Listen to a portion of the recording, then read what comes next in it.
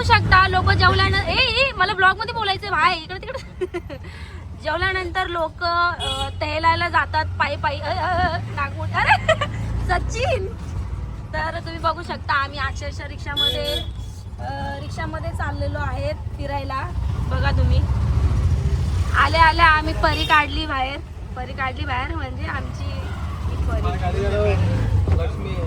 ए तो मैंने इधर रखा है नीचे तू शांत बैठ गाना नहीं बजता क्या भाई आपके गाड़ी में तो बजाओ ना फिर अरे एवढं लहान लेकराला येड्यात काढता एवढं येड्यात काढलं तुम्ही आम्हाला बघत आता एवढं येड्यात काढलं सचिन झालं भाऊ चालू तुमचा हे साऊंड चालू झाला आता कसं वाजल अक्षरशः ते साऊंड चालू होत तर घर येऊन जाईन आता कसं वाजल 2 मिनिटात चालवता चला साऊंड चालू आलं इकडे साऊंड येत आमच्या बघू शकता फक्त 35,000 अरे देवा आवाज 35,000चे साऊंड आहेत 35,000 बाकी आयफोन इज्जत काय लावली बघू शकता तुम्ही हे बघा माया पण आलेली आहे माया बिचारी म्हणजे आम्ही बी जेवलो नाहीत पण तिला जेवण बनवायचं होतं तरी पण मी घेऊन आलेली आहे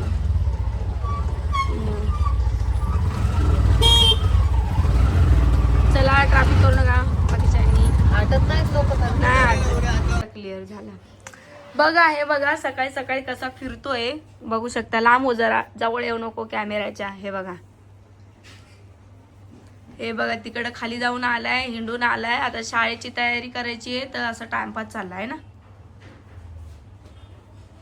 अरे पण कॉंग्रॅच्युलेशन तुला मार्क्स भारी पडले भाई इकडे काँग्रेस करते कॉंग्रॅच्युलेशन तुला मार्क मस्त पडले बोल थँक्यू आवाज नका करू माझ्या ब्लॉग मध्ये त्याला बोलायला लावलं पण माझ्या ब्लॉग मध्ये तुमचा आवाज पण नाही पाहिजे मला माझ्या ब्लॉग मध्ये तुमचा आवाज पण नाही पाहिजे मला बोलायचं नाही त्याचं हा नका बोलू माझ्या ब्लॉग मध्ये तुमचा मला आवाज नाही पाहिजे जरा आमचे भांडण झालेले आहेत आम्ही एकमेकांशी बोलत नाही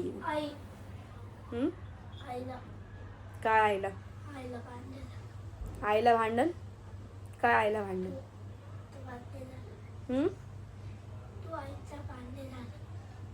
काय माझा आणि आईचा भांडण झाला काय भांडण झालं हा मला बोलतो तुझ्या आणि आईचे भांडण झाले माझ्या सासूचे आणि माझे भांडण झाले मला अजिबात आवाज नाही पाहिजे तुमचा ब्लॉग मध्ये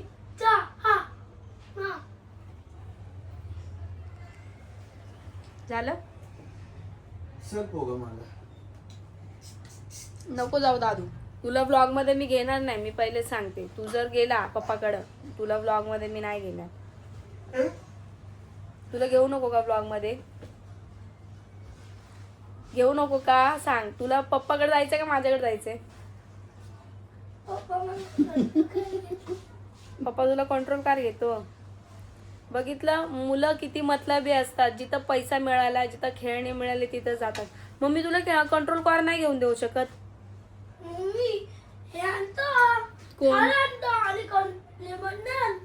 पण मी कंट्रोल कार तुला घेऊन देऊ शकत नाही का पप्पा आणतो ना मग ठीक आहे मी काय करते तू पप्पा जवळ राहा मी माझ्या मम्मीकडे निघून जाते चालेल चालेल का तू पप्पा जवळ राहा मी मम्मीकडे निघून जाते चल मी माझी बॅग पॅक करते आणि जाते मी चालेल ना चालेल हा का नाही बोल ते बघा कपडे कसे टाकले त्याच्यावरती बघू शकता तुम्ही आमच्या घरामध्ये बघा असा पसारा असतो बघा ते कपडे कुठे ती जागा सुद्धा पुरली नाही म्हणजे तुम्ही विचार करू शकताय घरात काय फायदा आहे का एवढा आवरून माझा एवढं हे करून काहीच फायदा नाही म्हणून मम्मी जिथल्या तिथंच ठेवणार आता इथून पुढे मी काहीच आवरणार नाही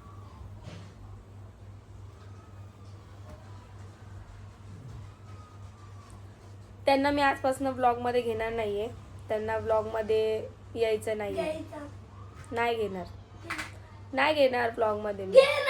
नाही घेणार नाही घेणार हे बघितलं नाही घेणार.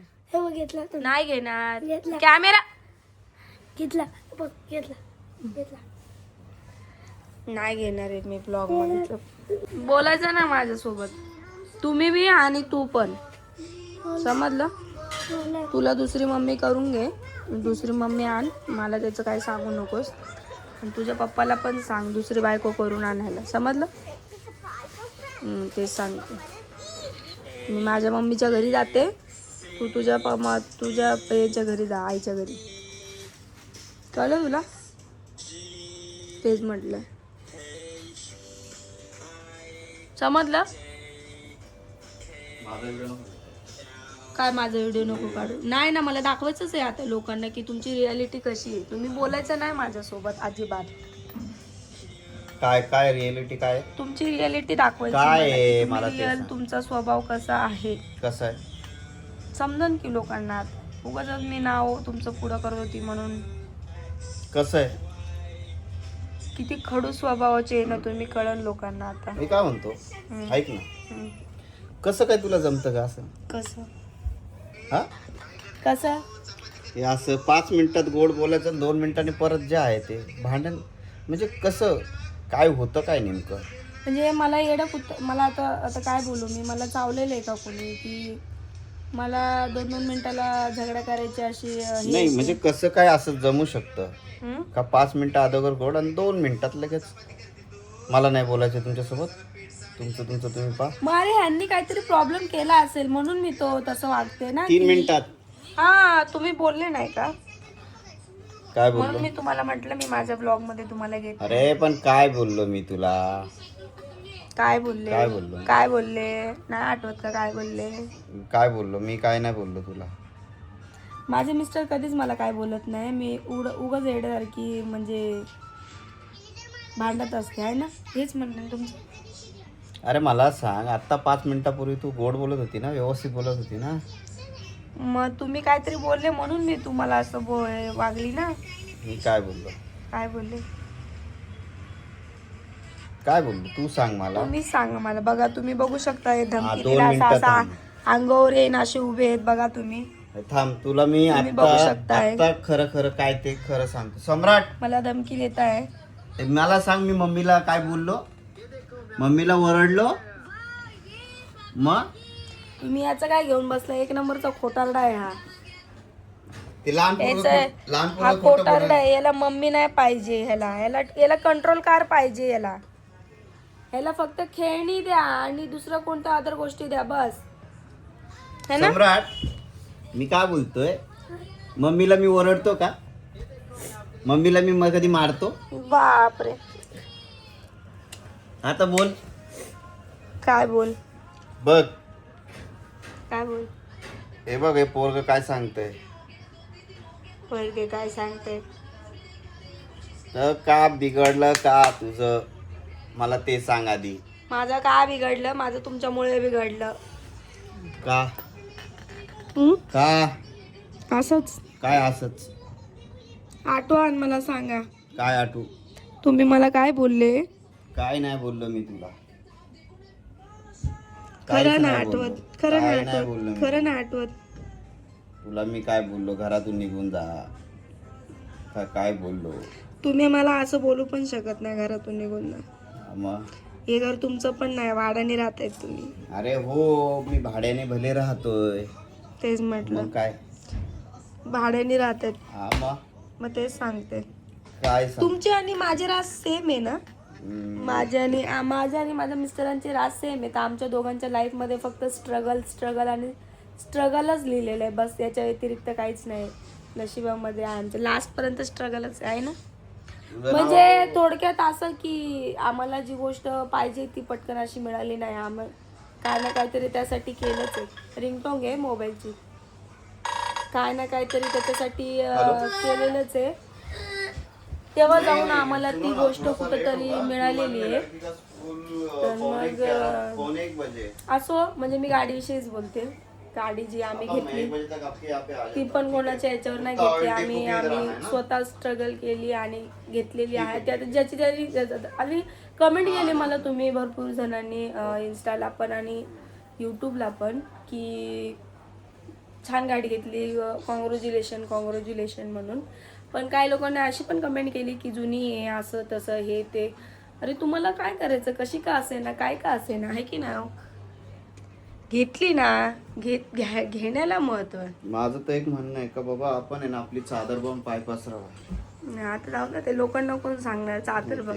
आणि हो घेतली आहे मान्य आहे मला, पण ती पण मी कॅश घेतली. जाऊ दे सोडा, आता ते समजणे आले को इशारा कॉपी आहे अशी गंमत झालेली आहे. तर असो, तर मला भरपूर जणांनी कमेंट केले की कॉंग्रॅच्युलेशन म्हणून. तर थँक्यू सो मच. आणि विषय असा आहे की मला जे ओळखत नाही म्हणजे ओळखतात, आता मला फेमस झालेली एवढी तर मला भरपूर जण ओळखतात. पण विषय असा आहे की आपल्या खानदानाचा म्हणा, जे आपले जवळचे लोक आहेत ना, जे आपल्या घरातले लोक असतात त्यांनी कॉंग्रॅच्युलेशन केलं नाही.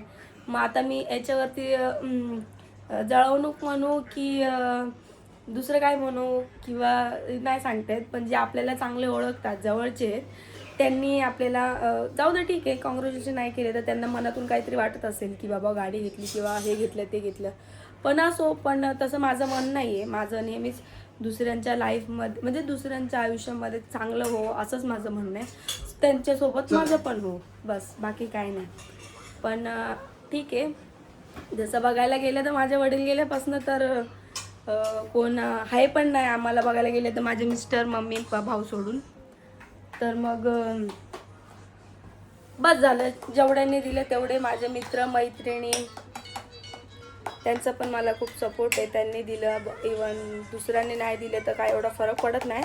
पण वाटतं असं माणसाला की आपल्यासोबत जो राहतो फिरतो सगळं काही गोष्टी करतात, बघून न बघितल्यावानी करणं आणि की जसं मला काहीच माहित नाही. मग याच्यावरनं आपल्याला माहित पडतं ना की आपल्यासोबत कोण आहे आणि कोण नाही आहे की नाही. ठीक आहे, चांगली गोष्ट आहे. त्यांनी नाही शुभेच्छा दिल्या तरी त्यांच्यासाठी धन्यवाद. आपल्याला काय एवढा फरक पडत नाही ना. हा, पण ठीक आहे, आपण त्यांच्या कोणाचं वाईट पण केलेलं नाही आपण त्यांच्या आनंदात आपण आपला आनंद करू. पण नक्कीच हो, तुमच्या आशीर्वादाने आम्ही पुढे जाऊ, बाकी काय बोलू शकतो, आहे की नाही. आता हो, तुम्हाला अजून हे पण पुढं सांगतो का आता हे ब्लॉग बघितल्याच्यानंतर काही जण परत म्हणतील पण कॉंग्रॅच्युलेशन. अरे मी कामात होते असं तसं येतील कमेंट असे की अरे लक्षात नाही गाडी घेतली असंच. पण ठीक आहे, असं सुखाच्या दिवसामध्ये पण आपल्याला कामात कोण येतं किंवा कोण बोलतं हे पण माणसाच्या एक लक्षात असतं की कोणाला आनंद झालाय आपण जी गोष्ट केलेली आहे त्याच्याने. तर हे पण आपल्याला तिथून दिसून येतं की नक्कीच कोणाला आनंद झालेला आहे म्हणून. तर ट्राय करून बघा असं काहीतरी की खरंच समोरच्याला आनंद होईल. आणि ज्याला आनंद होतो तो नक्कीच व्यक्त करतो आपल्याकडे येऊन की भाई खरंच कॉंग्रॅच्युलेशन, खरंच बरं वाटलं की तू गाडी घेतलीस म्हणून.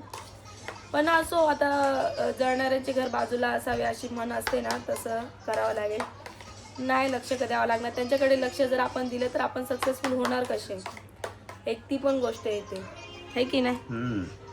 मला प्रश्न पण केले, गाडी घेतली तुला गाडी लावायला जागा आहे का, आणि घेतली तर घेतली काय तू गाडी काही तर कोणती हीच कंपनी का घेतली, अशीच का घेतली. मी बोललो भाई माझं बजेट आहे. जाऊ दे, बोलणारे बोलतात, त्यांचं काम आहे ते बोलणं. आम्ही कशी घेऊ काही घेऊ, लोकांना काय घेणं देणं पडलंय. तुम्ही करा ना तुमच्या घरातलं, बघा ना जरा जाऊन काय चालू आहे काय नाही. ते लोकांच्या घरामध्ये झाकायची गरज काय पण तुम्हाला. ते कसं असतं माहिती आहे का, आपल्या घराचं ठेवायचं झाकून आणि लोकांचं बघायचं वाकून, अशी ती गंमत होते. पण ठीक आहे, असो, आपण लक्ष नाही द्यायचं. तर चालू होता आमचा विचार जरा दुसरीकडे शिफ्ट व्हायचा. मिस्टर आणि मी बोलतोय शिफ्ट व्हायचं, म्हणजेच ते मला बोलले की इथून आपण दुसऱ्या एरियामध्ये घेऊ म्हणजे झंझट मारीच नको कुठली. तर बघूयात आता कसं काय ते. लवकरच आम्ही तुम्हाला भेटू. झाल्यानंतर मी तुम्हाला करताना म्हणून मला राग येतो. बोलत असते ना मी. तर दुसरीकडे जेव्हा आम्ही म्हणजे तेव्हा मी तुम्हाला होम टूर पण देईल आणि घर दाखवेलच की कसं आहे काय. सो भेटूयात नेक्स्ट ब्लॉगमध्ये. तोपर्यंत बाय बाय. म्हणून